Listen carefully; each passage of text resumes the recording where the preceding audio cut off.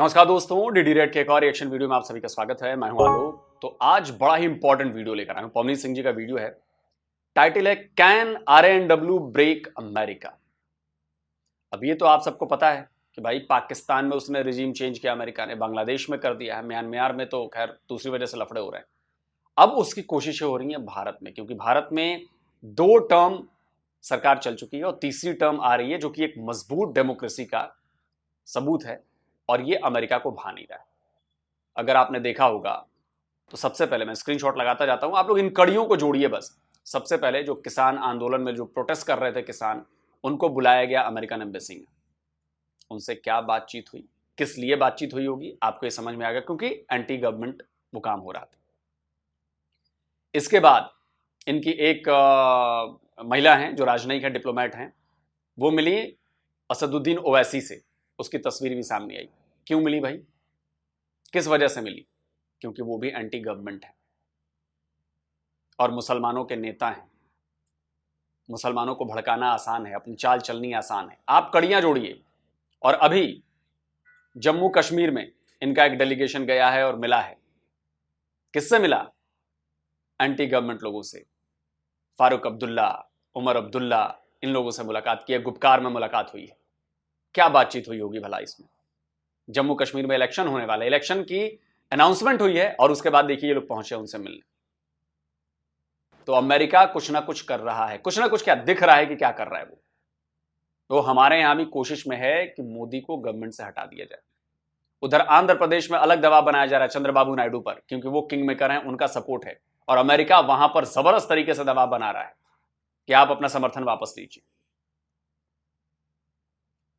क्योंकि उसे पता है कि मोदी अगर रह गया अगले 5 साल तक तो अमेरिका को और प्रॉब्लम होने वाली है। तो हम जानते हैं कि अमेरिका किसी का दोस्त नहीं है, लेकिन अमेरिका को इसकी भारी कीमत चुकानी पड़ेगी। देखते हैं, पॉलिटिक्स है ना, और ये शुरू से होता आया है और आगे भी होता रहेगा। इसकी कोई ना कोई काट तो निकालनी पड़ेगी। तो चलिए देखते हैं कि पवनीत सिंह जी क्या बता रहे हैं। सुनना बहुत ज्यादा इंपॉर्टेंट है, ये वीडियो पूरा आखिर तक देखिएगा। पिछले कई वीडियोस में हम लोग कई बार ये चर्चा कर चुके हैं कि अमेरिका की जो CIA है वो भारत को तोड़ने के लिए बहुत कदम उठाती रहती है। पर सवाल ये उठता है कि क्या भारत की जो research and analysis wing RNAW है, क्या ये भी कुछ अमेरिका में ऑपरेशंस रन करती है? क्या ये भी अमेरिका को किसी तरीके से काउंटर कर रही है? तो आज के इस वीडियो में इसी के ऊपर हम चर्चा करेंगे। अमेरिका के अंदर भारत के रिसर्च एंड एनालिसिस विंग के ऑपरेशंस बड़े ही डिस्क्रीट हैं। हमारे ऑपरेशंस बड़े स्लो हैं। स्लो इस प्रकार से भी हैं क्योंकि हमें कोई वहाँ पर इंस्टेंट रिजल्ट नहीं चाहिए। हमें एक चीज़ ये पता है कि अमेरिका एक डेवलप्ड सोसाइटी है, और रादर हम कहते हैं कि वो ओवर डेवलप्ड सोसाइटी है। और उस ओवर डेवलप्ड सोसाइटी में किसी भी प्रकार का कोवर्ट चेंज लाना एकदम से पॉसिबल नहीं होगा। एक जो डेवलपिंग सोसाइटी होती है उसमें किसी प्रकार का कोवर्ट चेंज लाना फिर भी आसान हो जाता है, सरल हो जाता है। लेकिन अमेरिका की सोसाइटी में भारत किस प्रकार से ऑपरेट कर रहा है, बड़े सारे डिफरेंट लेयर्स हैं। एक एक लेयर को आज खोल के समझने की कोशिश करते हैं। सबसे पहला लेयर, ये जो बात कही पवनीत सिंह जी ने, ये बहुत इंपॉर्टेंट बात है, क्योंकि अमेरिका हमसे बहुत पहले इंडिपेंडेंट हो गया था। ओल्डेस्ट डेमोक्रेसी है ना अमेरिका, हमारी बिगेस्ट है, उनकी ओल्डेस्ट। तो आप सोचिए कि जब इतनी पुरानी डेमोक्रेसी है, जो हमसे कई 100 साल पहले आजाद हो चुके हैं, तो उनकी फाउंडेशन बहुत मजबूत हो गई है। अब हालांकि आप देख रहे होंगे कि चीजें बिगड़ रही हैं, अमेरिका में भी चीजें डाउनफॉल की तरफ जा रही हैं। एक पीक पे गया वो पिछले 200-250 साल में, 300 साल में, और अब वो डाउनफॉल की तरफ है। लेकिन उसके नीचे आते आते भी बहुत और कई सदियां लगने वाली हैं। इतना आसान नहीं, क्योंकि वो सोसाइटी एक थिंकिंग के उस लेवल पर पहुंच चुकी है जहां पे उसको सारी चीजें इजीली मिल जाती हैं। वो दुनिया की नंबर 1 इकोनॉमी है, पैसे बहुत हैं, सुपर पावर है। वहां पे जो लिविंग स्टैंडर्ड है वो ऑलरेडी बहुत ऊपर है। वहां पर जो एक आम अमेरिकी को जो अधिकार हासिल है, राइट्स हासिल है, वो बहुत ज्यादा हैं। वेलफेयर स्कीम्स वहां पे बहुत हैं, मतलब स्टेट के साथ आप लोग वो हैं, बहुत मजबूत हो चुके हैं। तो वहां पे बदलाव लाना बहुत मुश्किल काम, बहुत मुश्किल काम। पेनिट्रेशन वहीं पर हो सकती है जहां पर अभी गैप्स हों। अब जो डेवलपिंग कंट्रीज हैं वहां पर उनकी नीड है, तो वहां पर पेनिट्रेट करना इजी है। आपने 20 बिलियन लगाए और पेनिट्रेशन हो जाएगी। अमेरिका में आप पैसे लगाकर पेनिट्रेशन इतनी आसानी से नहीं कर सकते। पेनिट्रेशन वहां होगी जब वहां के लोगों के माइंड्स में होगी, जब लोगों के विचार बदलेंगे, और वो विचार बदलने अमेरिका में बहुत मुश्किल काम, बहुत मुश्किल। पहला लेयर जिस पे भारत बहुत अग्रेसिवली बड़े लंबे समय से काम कर रहा है वो ये है कि वो ये जान चुका है कि अमेरिका एक कैपिटलिस्ट सोसाइटी है। एक कैपिटलिस्ट सोसाइटी जो पिनेकल है कैपिटलिज्म का, जो पूरे विश्व तौर पर कैपिटलिज्म का प्रचार करता है, पूरे विश्व तौर पर कैपिटलिज्म को फैलाने की कोशिश करता है, आज भारत इसी कैपिटलिज्म को पंचर करने की कोशिश कर रही है। हो क्या रहा है कि कई ऐसे ऑपरेशंस चलाए जाते हैं अमेरिका में जिनके तहत हमारा उद्देश्य ये रहता है कि लोग जो हैं अमेरिका के, उनके प्रति एक मैसेज पहुंचे, और वो मैसेज ये है कि क्या कैपिटलिज्म से आपको फ़ायदा हुआ। बड़ा लॉन्ग टर्म ऑपरेशन है ये, बड़े सालों से चल रहा है। एक चीज़ बार बार रीइंफोर्स की जा रही है, एक चीज़ बार बार लोगों तक पहुंचाई जा रही है। और ध्यान दीजिए कि इस ऑपरेशन में, इस पर्टिकुलर टाइप ऑफ एक्टिविटी में हम अमेरिका के लोगों को चुन रहे हैं, उनको जाकर पूछ रहे हैं, उनसे जाकर बातचीत कर रहे हैं, और सवाल उठता है कि क्या कैपिटलिज्म से आपको कुछ फ़ायदा हुआ। अब आप सोचेंगे कि ये सवाल उठाना कितना बेहुदा है, इससे क्या फ़ायदा होगा। बहुत फ़ायदा होगा। आप इस चीज़ को समझिए, एक कैपिटलिस्ट सोसाइटी अमेरिका, वहाँ पर अगर लोगों के प्रति एक डिसोनेंस पैदा कर दिया जाए, लोगों के प्रति एक कन्फ्यूजन पैदा कर दी जाए कि क्या कैपिटलिज्म से आपको फ़ायदा हो रहा है या नहीं हो रहा, इसका खमियाजा सोचिए। खमियाजा ये होगा कि अमेरिका की सोसाइटी में लोग जाकर अपने नेताओं से ये बात पूछेंगे, अपने सेनेटर्स से, अपने जितने भी डेमोक्रेट या रिपब्लिकन पॉलिटिशियन हैं वहाँ पर, उनसे वो एक सवाल ये पूछेंगे कि भाई बताइए, कैपिटलिज्म से आपने कहा कि बहुत फ़ायदा होता है, आपको हो रहा है, बड़ी बड़ी कंपनियों को हो रहा है, हमें क्या मिला। इसकी वजह से क्या होगा, सोसाइटी में एक डिबेट छिड़ेगा। और आज अगर आप अमेरिका की सोसाइटी को ध्यान से देखते हैं तो अमेरिका की सोसाइटी में एक डिबेट बहुत ही ज़्यादा पॉलिटिकल लेवल पर पहुंच चुका है। और वो डिबेट क्या है कि वहाँ के जितने पॉलिटिशियन हैं, अगर आप पिछले 10-12 साल से देखें तो वो दो चीज़ें बोल रहे हैं। एक, वो सबसे ज़्यादा अब ये बात करने लग गए हैं कि जो अमेरिका का स्टेट है वो कुछ थोड़ा बहुत, छोटा बहुत इकोनॉमी में रोल प्ले करेगा। देखिए, ये बहुत बड़ा कोवर्ट ऑपरेशन है, क्योंकि एक अमेरिका जैसी कंट्री जो एक हार्डकोर कैपिटलिस्ट कंट्री है, वो कंट्री जो कैपिटलिज्म को इतना ज़्यादा चैंपियन करके ये कहती है कि भाई कैपिटलिज्म अमेरिका में इस प्रकार का हो कि स्टेट जो है, अमेरिका का जो राज्य है, अमेरिका की जो सरकार है, वो कोई रोल प्ले ना करे इकोनॉमी में। वहाँ पर अगर आप इस चीज़ पे आके अमेरिका के पॉलिटिशियंस को एक ऐसी परिस्थिति में ले आए हैं जहाँ पर अमेरिका के पॉलिटिशियंस अब ये बात कर रहे हैं कि नहीं, अमेरिका की सरकार अर्थव्यवस्था में एक रोल प्ले करेगी, इससे बड़ा कैपिटलिज्म पे एक दाग नहीं हो सकता। आप कैपिटलिज्म को पंचर कीजिए, इससे क्या होगा, अमेरिका की सोसाइटी में केओस पैदा होगा, क्योंकि अमेरिका के कैपिटलिस्ट पावर को छोड़ना नहीं चाहेंगे और अमेरिका के लोग उन कैपिटलिस्ट से पावर छीनना चाहेंगे। अगर अमेरिका भारत के अंदर इस प्रकार की हरकतें करेगा कि भारत में तोड़ने की हरकतें और भारत को तोड़ने की हरकतें करेगा, हम चुप नहीं बैठेंगे। आप एक चीज़ को ऑब्जर्व कीजिए, प्रेसिडेंट ओबामा जब हुआ करता था अमेरिका में, उसने एक रणनीति के तहत एक पॉलिसी अपनाई थी। आपने शायद उस पॉलिसी को सुना होगा, उसका नाम था ओबामा केयर। ओबामा केयर क्या है कि अमेरिका की स्टेट हेल्थ केयर प्रोवाइड करेगी। क्यों? अमेरिका एक कैपिटलिस्ट कंट्री थी, वहाँ तो हेल्थ केयर सबको अपने हिसाब से, अपने पैसे के हिसाब से मिलेगी। लेकिन नहीं, इस ऑपरेशन में एक सक्सेस प्राप्त करना जो कि पिछले कई लंबे समय से चल रहा था, और इसमें सिर्फ भारत अकेला देश नहीं है, हमारे साथ और भी देश हैं जो हमारे सहयोग में इसी प्रकार की रणनीति को सपोर्ट करते हैं। तो एक बहुत लंबा इन्फ्लुएंस ऑपरेशन, एक बहुत लंबा कोवर्ट ऑपरेशन, जिसके तहत ओबामा ये बात बोल चुका कि ओबामा केयर। उसके बाद बाइडन सोता हुआ, थोड़ा सा मानसिक तौर से हिला हुआ, लेकिन उसने भी ये बात बोली, इकोनॉमिक स्टिमुलस, हम इकोनॉमिक स्टिमुलस देंगे अमेरिका की इंडस्ट्रीज को।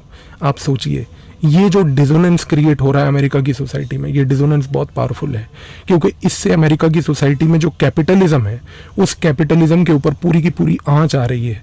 और अमेरिका के लोग अब ये बात जान पा रहे हैं कि कैपिटलिज्म उनके फ़ायदे में नहीं है। और जब अमेरिका के कैपिटलिस्ट की लड़ाई अमेरिकन सोसाइटी में अमेरिका के लोगों के साथ होगी, तो इस चीज़ से याद रखिएगा कि भारत को फ़ायदा होगा, क्योंकि अमेरिका का कैपिटलिस्ट जब अमेरिका की सरकार और अमेरिका के लोगों से लड़ने में व्यस्त रहेगा, वो जो स्पेस मिलेगा उस समय, वो जो एक स्पेस होगा, उस समय भारत उन अमेरिकन कैपिटलिस्ट्स को दूर रख के अपने पूरे के पूरे इकोनॉमिक डेवलपमेंट पे फोकस कर पाएगा। वरना अमेरिका के ये सारे कैपिटलिस्ट भारत के अंदर उसकी इकोनॉमी को बार बार तंग करने की कोशिश करेंगे। दूसरी चीज़, सबसे बड़ी चीज़ ये है कि भारत की RNAW की तरफ से एक बहुत बड़ा सजेशन ये भी दिया गया था सरकार को, बहुत पहले से भी, लेकिन उसका अमल कुछ अभी हाल ही में चंद सालों पहले ही हुआ, और वो ये था कि डी-डॉलराइजेशन कीजिए। डी-डॉलराइजेशन बहुत ही आवश्यक है, क्योंकि अमेरिका ने विश्व युद्ध 2 के बाद जब से US डॉलर को ग्लोबल करेंसी बनाया है पाउंड को रिप्लेस करके, तब से अमेरिका ने ग्लोबल लेवल पर प्राइमरी रिजर्व करेंसी $1 बना रखी है। आज और ये अमेरिका का बहुत बड़ा, एक तरह से कहूं कि मैं मास्टर स्ट्रोक था। ये दुनिया की पूरी ट्रेड को, यानी कि इकोनॉमी को डॉलर के जरिए कराना है। सवाल यह है कि डॉलर के जरिए क्यों भाई? उसने डॉलर को एक इंटरनेशनल करेंसी बना दिया। लोग डॉलर में डील करने लगे, अपनी करेंसी छोड़ दी या बाकी चीजें छोड़ दी, डॉलर में डील करने लगे। डॉलर एक कॉमन करेंसी बन गई इंटरनेशनल ट्रेडिंग के लिए। पाउंड को उसने गिराया, और ये बहुत बड़ी चाल थी। दुनिया अब समझने लगी है। मैं आपको इसका एक ताजा एग्जांपल देता हूं। भारत भी जानता है ना, भारत जानता है कि अमेरिका किसी का सगा नहीं, वो भारत का भी सगा नहीं है। तो हमारे भी इंटरेस्ट है उसके साथ, उसके इंटरेस्ट हमारे साथ, तो हम बिजनेस कर रहे हैं, फैक्ट्रीज लग रही हैं, कोई बात नहीं, लेकिन अपनी अपनी हदें हमें मालूम है। अभी ब्रिक्स ने बहुत बड़ा कदम उठाया है इसी डी-डॉलराइजेशन को आगे बढ़ाने के लिए। ये स्क्रीनशॉट लगा दिया है, इस खबर को जाकर पढ़िए। यह खबर अमेरिका के मुंह पर तमाचा है, और ये धीरे धीरे चीजें और आगे बढ़ेंगी। अगर भारत में वो लोग इंटरफेयर करने की कोशिश कर रहे हैं, हम भी वहां इंटरफेयर अब तेजी से करेंगे। आपके वर्चस्व को हम चुनौती देंगे। हम दे रहे हैं। अमेरिका ने कहा कि रशिया से आपको तेल नहीं खरीदना, हमने खरीदा। आप पिछले 5 साल 7 साल में आप देखिए हमारी विदेश नीति कैसे अग्रेसिव हुई है। बड़े बड़े प्लेटफॉर्म्स पर हमने अमेरिका को सीधे जवाब दिया है, हमने वेस्ट को जवाब दिया है। ब्रिक्स में कौन कौन है? 2 बड़े दिग्गज इधर के, भारत और चाइना, रशिया, ब्राजील। आप समझ रहे हैं 70% इकोनॉमी पर इन लोगों का कब्जा है। 70% जनता इन देशों के पास है। हमने अपनी ताकत पहचान ली है। अमेरिका उस ताकत को तोड़ने की कोशिश कर रहा है। वो हमें चाइना के खिलाफ भड़का रहा है। क्या भारत को नहीं पता है कि वो हमें चाइना के खिलाफ भड़का रहा है? पता है भारत को। अगर मैं और चाइना, या हम और चाइना अगर थोड़ा उस तरफ ना सोच रहे होते, तो अब तक तो लड़ाई हो चुकी होती। ठीक है, चाइना से लड़ाई होगी, वो आगे की बात है, लेकिन अभी नहीं होनी है। अभी लड़ाई हुई तो हमारी इंपॉर्टेंस खत्म हो जाएगी अमेरिका के लिए, और चाइना पर जो उसका गोल है वो पूरा हो जाएगा। चाइना को कर्व कर देगा वो। तो ये लड़ाई जितनी दूर खींचेगी, अमेरिका उतना परेशान होगा, उतना फ्रस्ट्रेट होगा, क्योंकि अमेरिका को बहाना चाहिए। और चाइना को भी यह समझना चाहिए कि ताइवान को अभी कुछ ना करे, क्योंकि अगर आपने ताइवान पर कदम बढ़ाया, अमेरिका इसका फायदा उठाएगा, बहाना बनाएगा, और उसको लेकर टूट पड़ेगा वो चाइना के ऊपर। मजबूरी में लड़ाई हमारे दरवाजे पहुंचेगी, हमें भी उसमें आना पड़ेगा। तो चाइना, इंडिया और रशिया, ये तीनों मिलकर कुछ तो गेम कर रहे हैं, और उस गेम का असर ब्रिक्स में नजर आ रहा है। अभी देखते रहिए। ये जो ग्लोबल साउथ वाला भी है, ये उसी की कड़ी है। ग्लोबल साउथ को एक साथ लेकर आना, जो इंडिया कर रहा है। आज की डेट में भारत जैसा देश इस डी-डॉलराइजेशन के ऊपर काम कर रहा है। आज की डेट में भारत जैसा देश डॉलर की ये जो हेजेमनी है, इसको तोड़ने के लिए काम कर रहा है। इसी रीजन से आप देखिए कि भारत ने जब से रुपे कार्ड को चैंपियन किया, जब से भीम UPI ट्रांजैक्शंस को चैंपियन किया, और दूसरे देशों को कन्विंस किया कि आप इस भीम UPI या रुपे कार्ड को अपनाइए, और आज जब कोई दूसरा देश, चाहे वो फ्रांस हो, चाहे वो यूनाइटेड अरब एमिरेट्स हो, चाहे वो अफ्रीका के देश हो, चाहे वो नेपाल भूटान हो, यदि आज का कोई डेट में दूसरा देश जब भारत के इसी UPI को अपनाता है, तो आप चीज़ को समझिए कि भारत उस देश के साथ, उस देश में अमेरिका की हेजेमनी को तोड़ पा रहा है। इस चीज़ से जाहिर सी बात है कि अमेरिका निराश होगा, क्योंकि जितनी ज़्यादा ट्रांजैक्शंस लोकल लेवल की करेंसीज में होंगी, जितनी ज़्यादा ट्रांजैक्शंस भारत अगर UPI के थ्रू करवा पाएगा, उसी रीज़न से डॉलर का इम्प्लीकेशन और डॉलर का रिलेवेंस उन सोसाइटीज़ में उतना नहीं रहेगा। अब आप सोचिए कि भारत से फ्रांस यदि कोई टूरिस्ट जाता है तो या तो वो यूरो लेके जाएगा या डॉलर लेके जाएगा, और अगर आज की डेट में उसको ये बात पता है कि फ्रांस के दौरान टूरिज्म में मैं यूपीआई कर सकता हूँ, तो वो दोनों यूएस डॉलर और यूरो लेके ही नहीं जाएगा, वो तो सिर्फ अपना यूपीआई, अपना मोबाइल लेके जाएगा। इस चीज़ से अमेरिका को जलन है, लेकिन ये जलन उसको ज़रूरी है। तो ये जो डी डॉलराइजेशन का पूरा नरेटिव है, इसके पीछे जो बैकग्राउंड में काम होता है, ये भारत की आरएनडब्ल्यू करती है। दूसरे देशों के साथ एक कोवर्ट लेवल पर इंगेजमेंट करके उनको कन्विंस करना कि आप यूपीआई अपनाइए, और आप धीरे धीरे देखिएगा कि आने वाले 4 से 5 सालों के अंदर अंदर कुछ नहीं तो कम से कम 100 ऐसे देश होने वाले हैं पूरे विश्व तौर पर जो यूपीआई का अपनाना लाजिब करेंगे और यूपीआई को अपनाएंगे। एक पॉइंट पर 4 से 5 साल डाउन द लाइन अगर आधा विश्व हमारा, अगर मान लीजिए, यूपीआई को अपना लेता है, ये भारत की बहुत बड़ी विक्ट्री है, अमेरिका का बहुत बड़ा डिमाइस है जो होना आवश्यक है। तीसरी सबसे बड़ी चीज़, सबसे महत्वपूर्ण ये है कि भारत अपने डायस्पोरा को बड़ा साइलेंटली अमेरिका में यूज़ करता है। भारत का बहुत बड़ा डायस्पोरा है।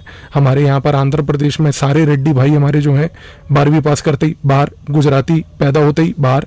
तो ये जितने भी हमारा डायस्पोरा है पूरा, जो आज की डेट में अमेरिका में है, हमने इनको एक चीज़ समझा रखी है, पॉलिटिकली इतना एक्टिव मत बनो कि आपको किसी एक पॉलिटिकल पार्टी के फेवर में जाना हो। आप हमारे डायस्पोरा की ब्यूटी देखिए।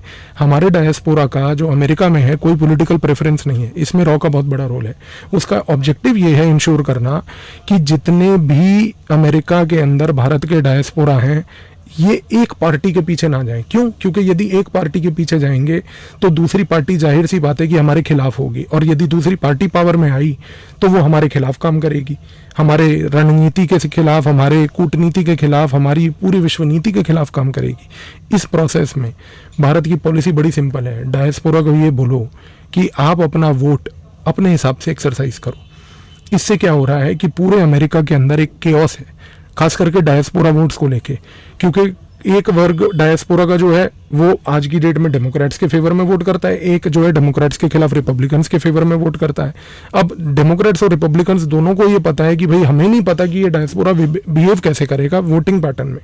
इस कारण से क्या हो रहा है कि एक केओस है अमेरिका में, और ये केओस हमारे फेवर में है। क्यों? क्योंकि आप इस चीज़ को समझिए कि इसके थ्रू हम डेमोक्रेट्स और रिपब्लिकन्स दोनों को चेक में रख सकते हैं। तो ये जो छोटे छोटे ऑपरेशन हैं, ये लॉन्ग टर्म में बहुत कामयाब आते हैं, और अमेरिका को ये बात पता है कि आज की डेट में भारत अगर हमारे खिलाफ कुछ करेगा तो वो अमेरिका के अंदर जाके करेगा, अमेरिका के दूसरे देशों के अंदर जो ऑपरेशन चल रहे हैं वहाँ नहीं करेगा। तो घबराइए मत, भारत की रॉ ऐसा नहीं है कि अमेरिका में सो रही है। हमने जो ये 3 चीज़ें आपको बताई, सबसे पहले कि डी डॉलराइजेशन जिस पे एक काम हो रहा है, दूसरा डायस्पोरा के थ्रू एक डिसइंफॉर्मेशन कैंपेन और केओस थ्योरी को एग्जीक्यूट करना, और तीसरा सबसे महत्वपूर्ण कि अमेरिका की जनता को ग्रेजुअली धीरे धीरे धीरे धीरे धीरे धीरे प्रोवोक करते रहना कि उसका एक क्लैश कैपिटलिज्म से हो जाए, कैपिटलिस्ट अमेरिका के साथ हो जाए, जिसकी वजह से अमेरिका के अंदर एक सोशलिस्ट थिंकिंग पैदा हो। और ये जो सोशलिस्ट थिंकिंग है एक कैपिटलिस्ट देश में, इसकी वजह से जो ग्रेजुअल केओस अमेरिका में होगा उसका खमियाजा अमेरिका को कई आगे सालों तक भुगतना पड़ेगा। इस प्रोसेस से एक चीज़ तय है कि आने वाले समय में आप देखेंगे कि चाहे हम उस लेवल के काम अभी नहीं कर पा रहे क्योंकि हमारी आर्थिक स्थिति उतनी मजबूत नहीं है, लेकिन हम इतना डैमेज जरूर कर पा रहे हैं अमेरिका के अंदर कि जिससे अमेरिका को ये समझ आ जाए कि अगर आप हमारे यहाँ पर आकर कुछ इस प्रकार की ऊथ हरकतें करेंगे तो हम भी आपको छोड़ेंगे नहीं। धन्यवाद। और ये बिल्कुल ये पता होना चाहिए सबको, डेटरेंस इसी को कहते हैं कि अगर आप हमारे अंदर छेड़खानी करेंगे तो हम आपके अंदर भी छेड़खानी करेंगे। आप हमारे विदेश मंत्री डॉक्टर एस जयशंकर का बयान देखिए, जब भी वहां पे गोरे काले में प्रॉब्लम होती है, ब्लैक लाइव्स मैटर, क्या कोई बड़ी घटना होती है, कमेंट्स आते हैं हमारे उधर से कि हम देख रहे हैं, हमारी नजर है, हम उस पर एक स्टेटमेंट दे देते हैं। पहले ऐसा नहीं होता था। अब क्यों हो रहा है ऐसा? ऐसा इसलिए किया जा रहा है कि अमेरिका में यह मैसेज पहुंच जाए कि भारत की तरफ से यह संदेश है कि अगर आप हमारे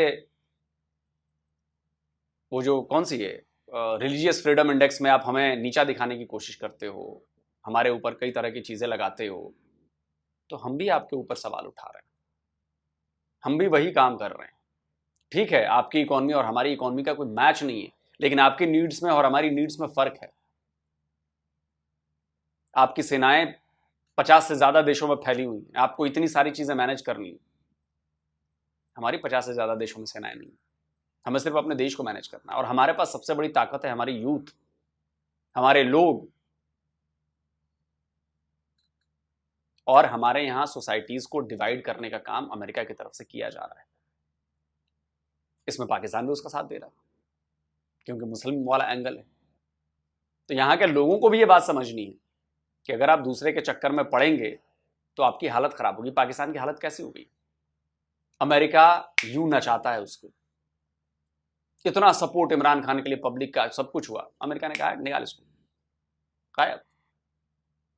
शेख हसीना चुन के आई, रिगिंग का आरोप लगाया, ये किया वो किया, भड़का दिया, शेख हसीना गायब।